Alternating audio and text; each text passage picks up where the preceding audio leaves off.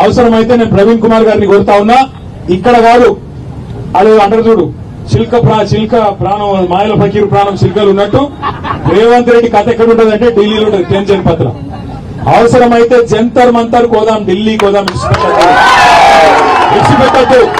ఏదో ఇందిరా పార్క్ కాడికి వచ్చినాం కదా, వీడికి అయిపోయింది కదా, ఇక చాలు కదా అంటే కాదు. ఖచ్చితంగా జీవో నంబర్ 17 రద్దయ్యేదాకా, రేవంత్ రెడ్డికి బుద్ధి వచ్చేదాకా, వాళ్ళు చెప్పినట్టు ఎస్సీ ఎస్టీ డిక్లరేషన్ లో ఖచ్చితంగా 30% ఎస్సీ ఎస్టీలకు, బీసీ డిక్లరేషన్ లో చెప్పినట్టు 42% బీసీలకు కాంట్రాక్టులు వచ్చేదాకా ఇడిచిపెట్టద్దు. రాహుల్ గాంధీని, మల్లికార్జున్ ఖార్గేని వదిలిపెట్టకుండా పోరాటం చేస్తేనే, చివరి దాకా లక్ష్యం సాధించేదాకా పోరాటం చేస్తేనే అది ధీరోదాత్తుని లక్షణం. మధ్యలోనే ఒకరోజు గడబడి చేసినామా, ఆర్ఎస్పీ పిలిచింది కాబట్టి వచ్చినామా, అట్లా కాదు. ఆర్ఎస్పీకి ఏం బాధ ఇయ్యాలా, ఆయనకేం బాధ అంటున్నా, ఆయనకేం అవసరం ఉంది ఇవాళ ఈ ఎండలో మీతో వచ్చి కూర్చున్నందుకు? మీరు బాగుండాలనే కదా, మీరు బాగుండాలి, మీలాగా ఇంకా వేలాది మంది బాగుపడాలని ఆడటం తప్ప ఇంకోటి కానే కాదు కదా. మళ్ళీ మన ప్రభుత్వం 2028లో వస్తుంది. ఒకవేళ ఈ మూర్ఖులు రద్దు చేయకపోతే రేపు 10,000 కాదు, ఒక 50,000 మందిని కాంట్రాక్టర్లుగా చేసే బాధ్యత నేను తీసుకుంటా అని చెప్పి మళ్ళొకసారి మీ అందరికీ పేరు పేరున ఆశ్వాసన ఇస్తూ, మరి పెద్దలు కేసీఆర్ గారికి చెప్పినాం ఇక్కడికి వస్తుంటే, నేను ప్రవీణ్ గారు సార్ ఇట్లా పోతున్నామంటే ధైర్యం చెప్పండి, ఎవ్వరు బేజారు కావద్దు, మళ్ళా మన ప్రభుత్వం వస్తుంది, వచ్చినాక ప్రతి ఒక్కరికి న్యాయం చేద్దాం. మిత్తితో సహా ఈ ప్రభుత్వం ఈ దుర్మార్గులు చేస్తున్న తప్పులకు మిత్తితో సహా వసూలు చేపిద్దామనే మాట కూడా వారు చెప్పినారు. తప్పకుండా మీరందరూ ధైర్యంగా పోరాటం కొనసాగించాలని కోరుతూ, నాకు ఈ అవకాశం ఇచ్చినందుకు పేరు పేరున మీ అందరికీ నమస్కారాలు తెలియజేస్తూ, జై తెలంగాణ, జై తెలంగాణ.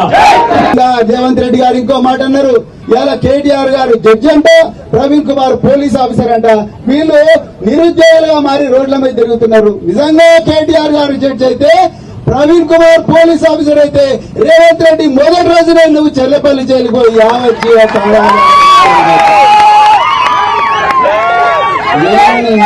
చేసినావు నాయన, నువ్వు ఎన్ని నేరాలు చేసినావు. నిజంగా కేటీఆర్ గారు మంచి మనిషి కాబట్టి ఇన్ని రోజులు బయటలో రేవంత్ రెడ్డి నువ్వు ఆయన నిజంగా జడ్జి అయ్యి మాలాంటి వాళ్ళు పోలీస్ ఆఫీసర్ల ఈ దస్త్రాలన్నీ కూడా నువ్వు చేసిన కుంభకోణాలన్నీ కూడా భూతత్వం కూడా పెట్టాల్సిన అవసరం లేదు.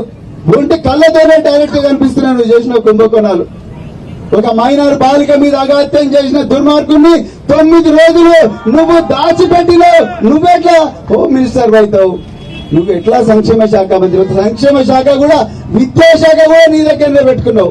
ఇలా ఆ విద్యాశాఖ నుంచి పుట్టిన బిడ్డలే ఇలా రోడ్లెక్కిండ్రు, ఆకలితో అలమటిస్తా ఉన్నారు. అందుకొరకే తెలంగాణ సమాజం ఒకసారి గమనించాలి. అందుకొరకే కేటీఆర్ గారిని ప్రత్యేకంగా నేను మీ అందరి తరఫున ధన్యవాదాలు చెప్తున్నా. చివరి వరకు కూడా ఈ రాబోయే రోజుల్లో ఈ పోరాటాన్ని చివరి వరకు కూడా వారు మన వెంబడే ఉంటారని మళ్ళొక్కసారి మీ అందరికి కూడా ధన్యవాదాలు చెప్తూ, జై తెలంగాణ. కేసీఆర్ గారి నాయకత్వం, కేటీఆర్ గారి నాయకత్వం, జై తెలంగాణ.